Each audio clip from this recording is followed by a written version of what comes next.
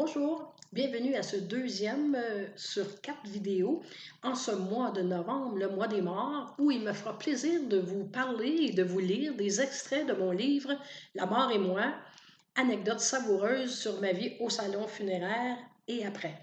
Ce livre-là a justement 1 an cette année, alors et le lancement a eu lieu dans l'ex-salon funéraire où j'ai vécu mon enfance et qui est devenu un restaurant maintenant.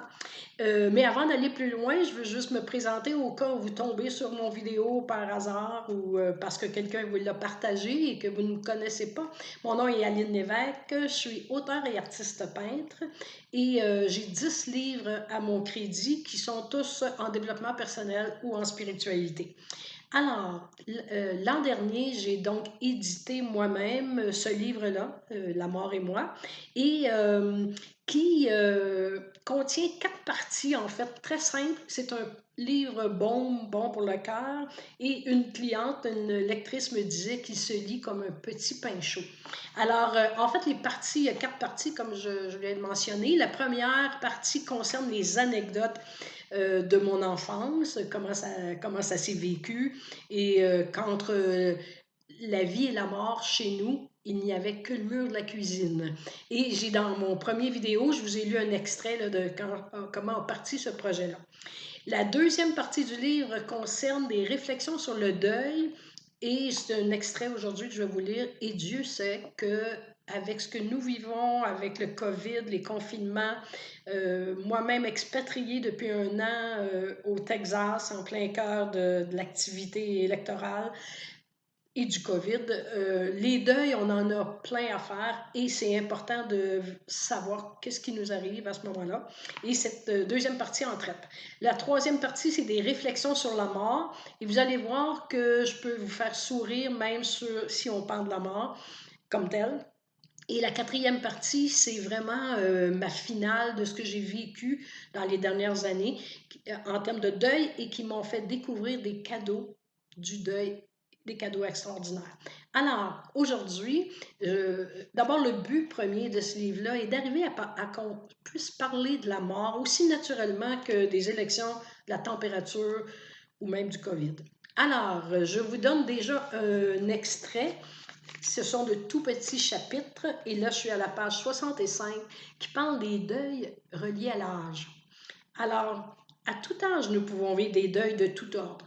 Et en vieillissant, c'est garanti. Malaise, maladie, retraite, pour le meilleur et pour le pire. Alors voici ce que j'en ai. Ça, c'était mon introduction dans le chapitre. Les maudits deuils, il y en a tellement en prenant de l'âge. Trop d'ailleurs. Ils bousculent nos vies de tant de pertes, de diminution ou d'incapacité. On y compte d'abord les deuils liés à la mort des proches, des amis ou des collègues, les deuils rattachés aux relations perdues ou étouffées, aux dégradations physiques, les autres raccrochés au travail, à la performance ou à l'identité qu'on a mis des années à bâtir, puis qui ne nous sert plus et qui disparaît. Toutes ces finales en décrescendo. Mais il faut se rappeler aussi que renoncer, une citation, renoncer, c'est effectuer de nouveaux choix. Et Dieu sait que nous avons plein de nouveaux choix à faire ces temps-ci. Alors, je vous lis la suite d'une autre page, d'un autre chapitre qui s'appelle « Des pertes sans fin », pertes étant au pluriel, bien sûr. Voici une réflexion sur ces pertes. Il y a des pertes sans remords, du stress et de la course, des pertes avec regret, comme de la vitalité, la flexibilité, la vitesse, la mobilité, la sexualité, certaines relations, etc. La perte de cheveux, qui amène le déplaisir à se rencontrer dans le miroir. Il y a des pertes avec remords, que ce dernier soit sincère, douloureux ou vengeur. Il y a les pertes avec joie, celles des responsabilités écrasantes, des pertes sans chagrin, de souffrances inutiles et encombrantes. Il y a les pertes méchantes, les pertes joyeuses. En tout cas, elles sont nombreuses. Renoncer au passé, à la jeunesse. Renoncer pour dire oui autrement à autre chose. Parce que renoncer, c'est effectuer de nouveaux choix. Comment en sortir gagnant, sinon vivant? Possiblement par l'introspection, et par la sagesse de se retrouver soi-même dans sa réelle unicité d'être infini et divin. Oui, sans doute, mais je perds du temps à y arriver et il m'en reste de moins en moins. Alors voilà, c'était deux petits éléments de mon livre que je viens de vous partager.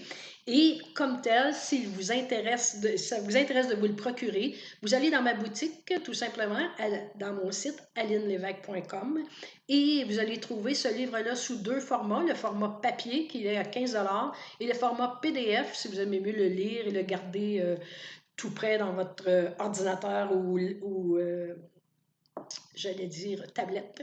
Alors voilà, donc ils sont disponibles et la semaine prochaine, vous aurez droit à un petit extrait de la troisième partie.